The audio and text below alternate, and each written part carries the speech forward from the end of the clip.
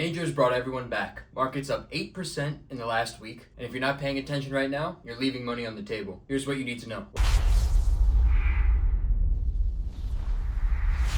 Welcome to the news. This week we're going to look at the biggest market surge we've had in the last few months, honestly. I'm going to show you some specific plays you can make, a warning that you should be looking out for, and a trade up of the week. But first, let's take a look at the entire market. And here's what it means for you. The market cap reached 5.56 billion, just 500 million away from its previous all-time high. It is estimated to be up 8% in the last week. We now know that the market cap number isn't entirely true because of the trade-up contracts. However, what is true is the direction it is trending in. Let's break down what's moving and why you should be paying attention to it. I have 3 indexes here, one of which is mine, to give you an insight on the market. We will first go ahead with the Mike Water 9 Printstream Index. We take a look at all print streams and field tested, which is up 2% on the week. These are the skins people use and not invest in. Slow and steady gains. Our next index is the High Tier Index from Price Empire, which is also up 2% on the week. Whales are comfortable, they're not selling out, which is a good sign. But this is the real story. The Mid Tier Index, which is composed of skins and knives from around $500 to $2,000, are up 10% on the week. Double digits. This typically means new players, new money is entering the market. People who missed the low prices of last year are jumping in now, and they're buying skins they can afford. This isn't investor speculation, it's demand. And when you have demand coming from both players and investors, that's when you get long-term sustained growth. And one way in which the demand is manifesting, the case market. 7 million cases were opened last week. Nothing too out of the ordinary, but the highest cases opened were the Dreams and Nightmares, Revolution, and Fever from the active drops, and the Prisma 2, Snakebite, and Fracture from the rare drop pool. Good news for people who buy in the Prisma case, which is a pretty popular investment case. But here's where the real story is. In the last 3 days, basically every case in the market went up over 10%, with some, such as the Riptide, going up over 50% in just 12 hours. The 3 highest earners were the Glove case at 16%, the Gamma case at 27%, and the Riptide at 33%, once things have settled. And you're probably thinking you missed the play, but there is one case I would still buy right now. The Gallery case. The Gallery case only moved about 11% over the last 2 days, going from 139 to 155. Now, while the knife offering is not exactly popular, it essentially is an operation case. Unlike its predecessors, it spent 0 time in the rare drop pool, from active to discontinued in 1 day. So it sort of functions like an operation case. And if you know anything about those prices, the Gallery case will eventually 15 to 20x in due time. So let's say you have $150 to spend. You buy 100 Gallery cases. Conservatively, in 2 years, that's around $1,500. Optimistically, $3,000. That, in my opinion, is the play if you have some spending cash and want to put in some money in the next couple of weeks. Coming up, after a word from our sponsor, a quick PSA on the Armory, an update on sticker prices, and a trade up with guaranteed profit. Don't go anywhere. If you've been buying 5 Armory passes at a time because your ROI was essentially almost always profit, it's time to reassess the Armory collection. The charms were a massive source of the Armory's ROI, and the sticker slab update changed that a lot. The charm collections now effectively function as a case. A few winners per collection, but mostly losers. Whereas before, a purple can make you profit. The Dr. Boom and Missing Link charm collection are both down over 50% investment-wise, and their ROI is about break even. But here's what smart money's doing.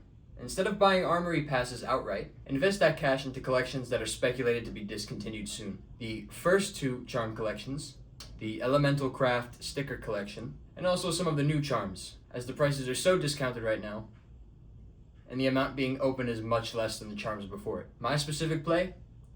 The Lil Eco charm, which is from the Dr. Boom collection. It's down over 50% in the last week.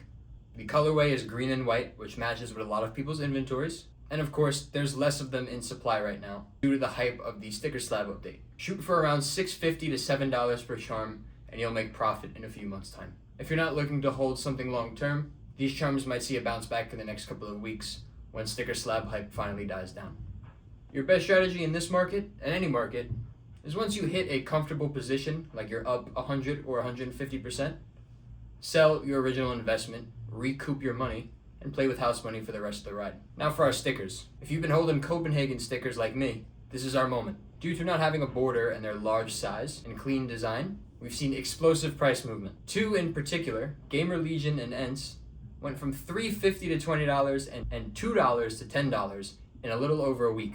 That's a 500% and a 1,000% return, respectively. If you got some sitting in storage units, go check. These are pretty drastic price movements, so if you do have more than 10, I would sell some right now, as you'd probably be able to get them back for cheaper in a week's time.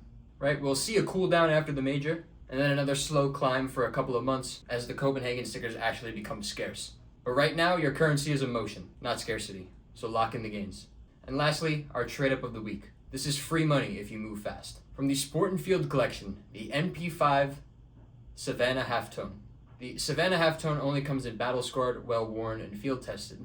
So previously it was not good for trade ups. However, since the float update, it now is just as good as any other skin. And the market price has not reflected that as of yet. Look for MP5s and floats 0.25 to 0.285 specifically. This forces a factory new output for pretty much every blue in the collection, and every outcome in the Sport and Field collection will be profitable. Assess your risk. If you have some spending cash, maybe do 3 trade-ups with 5 in each of them. But if you want more guaranteed profit, just lock in 10. Especially if you could find those MP5s for market price. Even if you don't do trade-ups, if you could find an MP5 at this float, wait 7 days and sell it for higher, someone will buy it eventually. Alright, let's bring our news home today. So now, you know, market cap up 8% on the week. Mid-tier skins explode as players come back for the CS2 major. You have 3 plays, the Gallery Case, the Lil Eco Charm, and the MP5 Savannah Halftone. The Armory ROI has decreased, and a lot of that ROI has been picked up by sticker capsules and stickers themselves.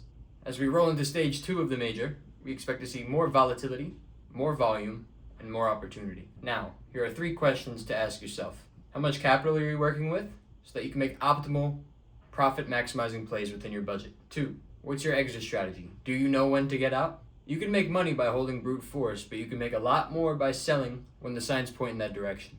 If you're still here, drop a comment on what play you are making in the next few weeks and months in the CS2 economy. Stay tuned on this channel for a weekly CS2 economy update and more stupid videos. Thank you.